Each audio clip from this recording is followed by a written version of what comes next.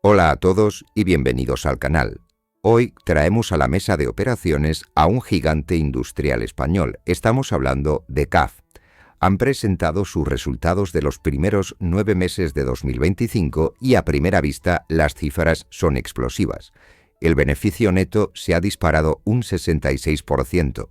Las ventas han crecido hasta los 3.165 millones y por si todo esto no fuera poco, tienen actualmente la mayor cartera de pedidos de su historia con más de 15.000 millones asegurados. Sin embargo, aquí es donde debe entrar nuestra curiosidad. Si los números son tan buenos, ¿por qué el mercado no está realmente eufórico con la empresa? Bien, hoy no nos vamos a quedar únicamente con leer la nota de prensa de la compañía, sino que vamos a ver qué está pasando realmente con su caja. También veremos si ese beneficio es dinero real o solamente contable. Y además también veremos si al precio actual de 54 euros, CAF es una oportunidad o una trampa. Comenzamos. Para entender a CAF en 2025 hay que entender que ya no es solo una empresa de trenes. Tenemos dos almas conviviendo en el mismo cuerpo. Por un lado, el negocio ferroviario tradicional, que crece a un ritmo modesto del 4%. Sería esta la parte madura, la que aporta estabilidad y volumen, pero que se enfrenta a retos de ejecución en proyectos llave en mano, que han lastrado un poco el crecimiento en esta división. Sería el elefante del grupo, grande, sólido, pero lento. Y la verdadera historia, la que está moviendo la aguja es Solaris, su división de autobuses. Fijaos en este dato. Ha crecido un 26% en ventas en solo 9 meses. Esto ya no es un experimento. Solaris está facturando más de 700 millones y se está convirtiendo en el líder europeo en movilidad urbana verde. La empresa nos dice que esto se debe a que están entregando más unidades y, lo que es más importante, más caras porque se trata de vehículos de cero emisiones.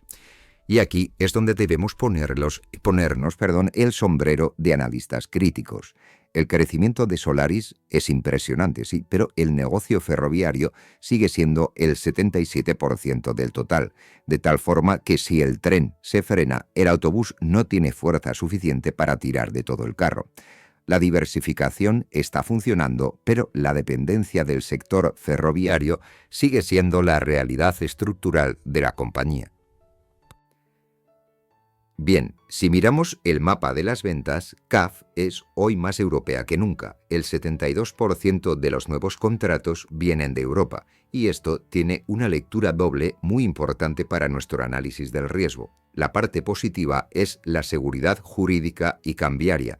No es lo mismo vender trenes en Alemania o Francia, donde sabes que vas a cobrar en euros y los contratos son sagrados, que depender de licitaciones en mercados emergentes volátiles.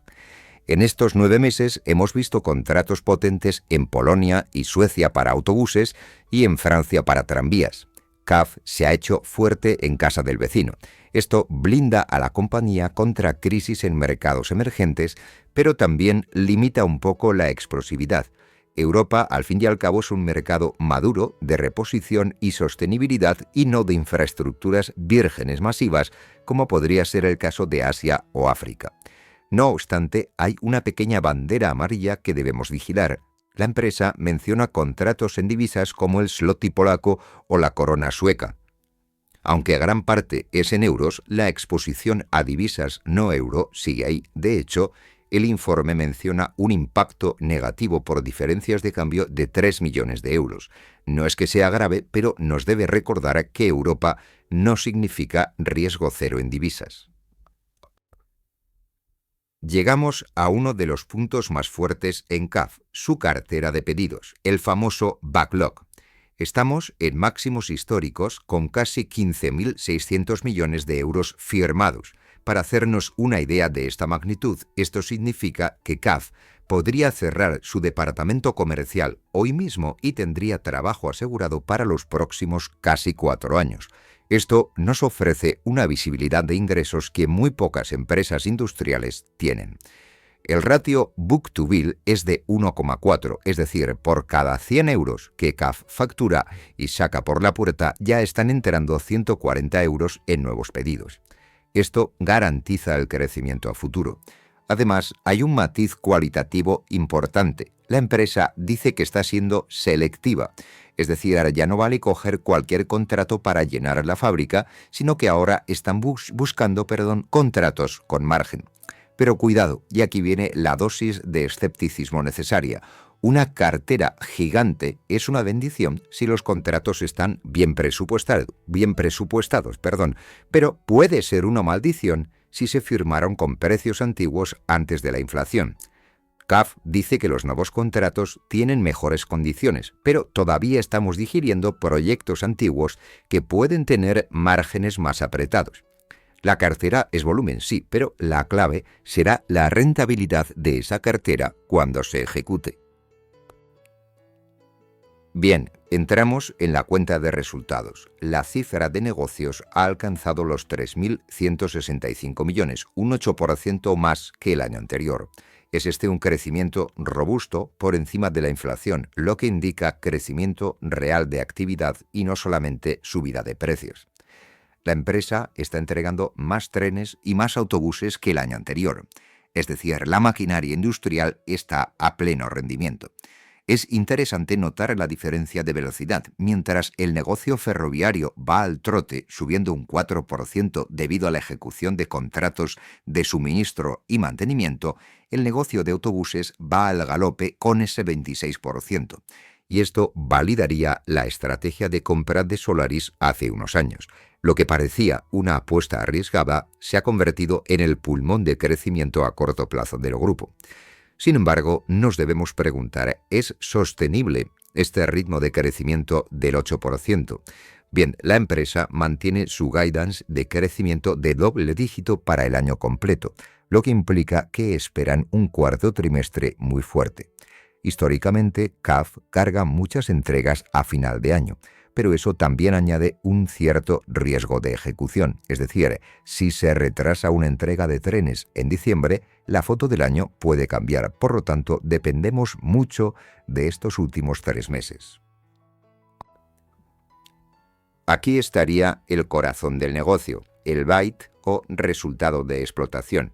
Este ha subido un 18% hasta los 161 millones. Fijaos en la dinámica. Las ventas suben un 8%, pero el resultado operativo sube un 18%.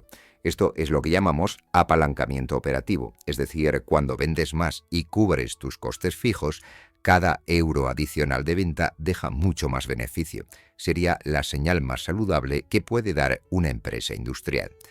El margen, por su parte, ha mejorado del 4,7 al 5,1%. Puede parecer poco, es decir, solo 40 puntos básicos, pero en una empresa que factura miles de millones es bastante dinero. Significa que están gestionando mejor los costes o que los contratos nuevos son efectivamente más rentables. La empresa atribuye esto al mix de autobuses de mayor valor y a la estabilidad en los costes. Pero conviene no dejarse llevar por la euforia. Un margen del 5,1% sigue siendo bajo comparado con los objetivos a medio plazo que suelen tener los competidores industriales, que están alrededor del 7-8%. Por lo tanto, CAF está mejorando, sí, pero todavía tiene un camino largo para ser una máquina de eficiencia. Aún queda grasa en el sistema o contratos antiguos que lastran la rentabilidad media. La tendencia es buena, pero el nivel absoluto es mejorable. Y llegaríamos al titular de prensa. El beneficio neto se dispara un 66% hasta los 100 millones. Entonces, ¿cómo pasamos de una mejora operativa del 18% a una mejora neta del 66%? Bien, la respuesta está debajo de la línea operativa, en el resultado financiero. CAF está pagando menos intereses y sufriendo menos por el tipo de cambio que el año anterior. Es esta una combinación virtuosa. El negocio va mejor, es decir, el EBIT sube y la estructura financiera pesa menos, los gastos financieros bajan. Además, la tasa fiscal también ha ayudado ligeramente. Y todo esto nos deja un beneficio limpio para el accionista mucho más abultado. Es esta la cifra que miran los inversores que buscan dividendos porque de aquí sale el dinero para retribuirlos. Ahora bien, como analistas prudentes debemos eliminar el ruido. parte de esta mejora financiera puede ser coyuntural, diferencias de cambio, tipos de interés, etc. Por lo tanto, no podemos extrapolar que el beneficio vaya a crecer a tasas del 60%. Lo estructural es la mejora del negocio, es decir, ese 18% de mejora en el byte. Lo financiero ha ayudado este año, pero no es el motor principal. Aún así, alcanzar a los 100 millones en 9 meses es un hito psicológico y financiero muy relevante. Vale, aquí es donde debemos detenernos y ser más críticos. El informe de 9 meses no da un detalle completo del flujo de caja, pero si miramos los datos del semestre y la tendencia, vemos una generación de caja neutra. ¿Y esto por qué? Bueno, porque el capital circulante ha aumentado. En palabras sencillas, CAF ha tenido que gastar mucho dinero en comprar materiales para fabricar los trenes y autobuses que todavía no ha cobrado. Esto es típico en empresas industriales en crecimiento, es decir, para vender más en el futuro, recordad la cartera récord de la que hablábamos antes, tienes que invertir hoy en el inventario. Es un dolor de crecimiento. No es necesariamente malo, pero consume bastante caja. El beneficio neto contable es de 100 millones, pero ese dinero no está necesariamente en la cuenta del banco todavía. Está aparcado, y nunca mejor dicho, en forma de trenes a medio construir en los talleres de Beasain o de Polonia. La clave entonces será el cuarto trimestre. Históricamente es cuando CAF hace las grandes entregas y cobra, convirtiendo ese inventario en dinero contante y sonante. Si en el cierre del año no vemos una entrada masiva de caja que reduzca este circulante, entonces sí tendríamos un problema de calidad de beneficio. Por ahora le vamos a dar el beneficio de la duda por la estacionalidad, pero con lupa. Si miramos la fotografía del balance, vemos una empresa cargada de activos tangibles. CAF no es una tecnológica que venda humo, sino que tiene fábricas, maquinaria y sobre todo mucho stock. El aumento de las existencias es la contrapartida de la cartera de pedidos. Como decíamos, es la inversión necesaria para poder cumplir con los contratos. Es importante destacar que CAF mantiene una estructura de activos bastante limpia. No vemos grandes partidas de intangibles dudosos que puedan darnos sustos en formas de deterioros repentinos. El fondo de comercio proviene principalmente de la compra de Solaris y Euromaint, negocios que están rindiendo bien, por lo que el riesgo de que esos activos pierdan valor parece bajo a día de hoy. La gestión de los activos es el reto. Tener 700 millones en existencias es tener 700 millones parados entre comillas. La eficiencia de una empresa industrial se mide por la velocidad a la que rotan estos activos. El objetivo de la directiva debe ser acelerar la fabricación y la entrega para que esos activos no se queden durmiendo en el balance y pasen a ser liquidez lo antes posible. Bien, llegamos a la diapositiva que nos permite dormir tranquilos. La deuda financiera neta se sitúa en el entorno de los 225 millones. Esto para una empresa que factura más de 4.000 millones al año y tiene un EBITDA superior a 300 es una deuda ridícula. El ratio de apalancamiento es de 0,7 veces el EBITDA. Por debajo de 2 se considera seguro, así que 0,7 es casi de caja neta virtual. Esto significaría que CAF no tiene ninguna soga financiera al cuello, no le afectan gravemente las subidas de tipos de interés porque no debe mucho dinero y además la deuda bruta se ha ido reduciendo. La empresa está priorizando la estabilidad financiera por encima de dividendos locos o recompras agresivas, lo cual es una señal de prudencia, quizá demasiada para algunos inversores que querrían un poco más de acción. La estabilidad de la deuda en estos 9 meses, a pesar de la inversión en circulante que hemos comentado, es una buena señal. Significa que el negocio, aunque consume caja para crecer, es capaz de autofinanciarse sin pedir mucho dinero prestado extra a los bancos. CAF tiene, por lo tanto, el poder del balance intacto para hacer alguna adquisición si quisiera o simplemente para navegar cualquier tormenta económica. Además de tener poca deuda neta, CAF tiene mucha liquidez bruta. Entre dinero en caja y líneas de crédito que los bancos le tienen concedidas pero que no ha usado, suma más de 1.000 millones de potencia de fuego. Esto es fundamental en el negocio de grandes proyectos porque los clientes, que al fin y al cabo son gobiernos, ayuntamientos, etc., necesitan saber que el fabricante no va a quebrar a mitad de la construcción del tren. Esta liquidez es también una ventaja competitiva. Permite a CAF financiar internamente el inicio de los proyectos sin tener que ir al mercado de deuda cada vez que gana un concurso. En un entorno donde el crédito se puede endurecer, tener tu propio banco en casa vale literalmente oro. ¿Habría algún pero? Bueno, pues sí, tener tanta liquidez también tiene un coste de oportunidad. Este dinero en caja rinde muy poco. Algunos inversores podrían argumentar que CAF debería ser más eficiente con su capital, quizás devolviendo más dinero al accionista. Pero la directiva de CAF siempre ha sido muy conservadora, prefiriendo la seguridad a la optimización financiera agresiva. Digamos que sería un estilo más hormiga y no tanto cigarra. Bien, vamos a ponerle precio a todo esto. Con la acción a 54,4 euros, el mercado valora el 100% de CAF en unos 1.865 millones. Si le sumamos la deuda, el valor de la empresa o enterprise value sería de unos 2.100 millones. Y si tomamos el EBITDA de los últimos 12 meses, que ronda aproximadamente los 335 millones, CAF estaría cotizando a un múltiplo de unas 6 veces el EBITDA. ¿Esto es mucho o poco? Bien, sus competidores suelen cotizar en momentos normales entre 8 y 10 veces. Cotizar a 6 veces implica un cierto descuento. Parece que el mercado está diciendo no me creo del todo que vayas a mantener este crecimiento o te penalizo porque tus márgenes son más bajos que los de la competencia. Ahora bien, si miramos el PER con un beneficio neto que podría proyectarse hacia los 130-135 millones para final de año, estaríamos hablando de unas 14 veces los beneficios. Esto no es una ganga, pero es un precio que podríamos decir razonable para una empresa que crece a doble dígito y tiene una cartera récord. Parece que el mercado está siendo cauto, quizás demasiado, ignorando el potencial de Solaris y la mejora en los márgenes. ¿Y qué nos dice la dirección para el cierre del año? Bueno, no han cambiado el guión y eso en sí mismo ya es una noticia. Mantienen el objetivo de crecer las ventas a doble dígito. Recordad que ya vamos por el 8%, así que el último trimestre tiene que ser fuerte sí o sí. Y también se proponen mejorar la rentabilidad operativa.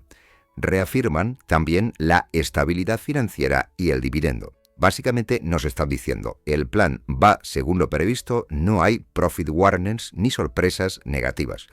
Esta previsibilidad es algo que el mercado suele premiar a largo plazo, aunque a corto plazo le parezca aburrido. Y aquí el punto crítico a vigilar sería el book to bill mayor a 1. Quieren seguir contratando más de lo que facturan. Ahora bien, si en el cuarto trimestre vemos una caída brusca de la contratación o un retraso en las ventas que impida llegar al doble dígito, la credibilidad de la directiva podría sufrir. Pero con los datos de 9 meses en la mano, el cumplimiento parece factible, aunque exigente para el final de año. No podemos cerrar este análisis sin mirar los nubarrones. ¿Qué puede salir mal? Bien, el principal riesgo en CAF siempre es la ejecución. Fabricar trenes es muy difícil. Un retraso en la homologación de un tren en un país extranjero podría congelar los pagos y comerse el margen de beneficio. Hemos visto a gigantes como Alstom o Siemens sufrir por esto, y CAF no es inmune. También está el fantasma de la inflación de costes laborales y de materiales. Aunque se ha moderado, los contratos firmados hace 2 o 3 años se están ejecutando ahora con costes de 2025, de tal forma que si no tienen buenas cláusulas de revisión de precios, el margen puede sufrir. La mejora del margen al 5,1% que hemos visto sugiere que lo tienen controlado, pero no podemos bajar a la guardia. Y por último está la cadena de suministro. Solaris necesita baterías, chips y componentes electrónicos. Cualquier rotura en la cadena global puede dejar cientos de autobuses parados en la campa sin poder entregarse y, lo que es peor, sin cobrarse. Es este el riesgo industrial inherente que siempre debemos tener en el radar al invertir en este sector. Bien, para terminar, vamos a sintetizar todo lo que hemos visto en 4 ideas principales. En primer lugar, CAF crece. No es una empresa estancada, vende más y, lo que es más importante, gana mucho más dinero, un 66% más, gracias al apalancamiento operativo y a la mejora financiera. En segundo lugar, el futuro está vendido, es decir, la cartera de pedidos récord nos da una tranquilidad enorme sobre la carga de trabajo para los próximos años. En tercer lugar, Solaris es real. La división de autobuses ha dejado de ser una promesa para ser una realidad rentable que crece al 26%. Y en cuarto lugar, la valoración. El mercado parece, entre comillas, seguir escéptico, valorando a la empresa a múltiplos bajos, un 6 veces el EBITDA, quizás castigando el consumo de caja temporal o el margen todavía moderado. En mi opinión, estamos ante una empresa sólida que está haciendo los deberes. Los números de los 9 meses de 2025 confirman la recuperación y el crecimiento. Si el cuarto trimestre confirma la generación de caja, quizá ese descuento de valoración podría empezar a cerrarse. Y hasta aquí el análisis de los resultados de CAF. Espero que ahora tengáis una visión un poco más clara, más allá de los titulares fáciles, de lo que realmente está pasando en las tripas de la compañía. Hemos visto las luces, como son las ventas, la cartera, Solaris, etc. Y también las sombras, el margen mejorable y el consumo de caja. Si este análisis os ha aportado valor, lo único que os pido a cambio es un like y que os suscribáis al canal. Es la gasolina que necesitamos para seguir analizando balances cada semana. Recordad, como siempre, que esto no es, bajo ningún concepto, una recomendación de inversión. Mi objetivo es daros los datos y las herramientas para que vosotros podáis tomar vuestras propias decisiones. Sin más, muchas gracias por vuestro tiempo y nos vemos en próximos vídeos.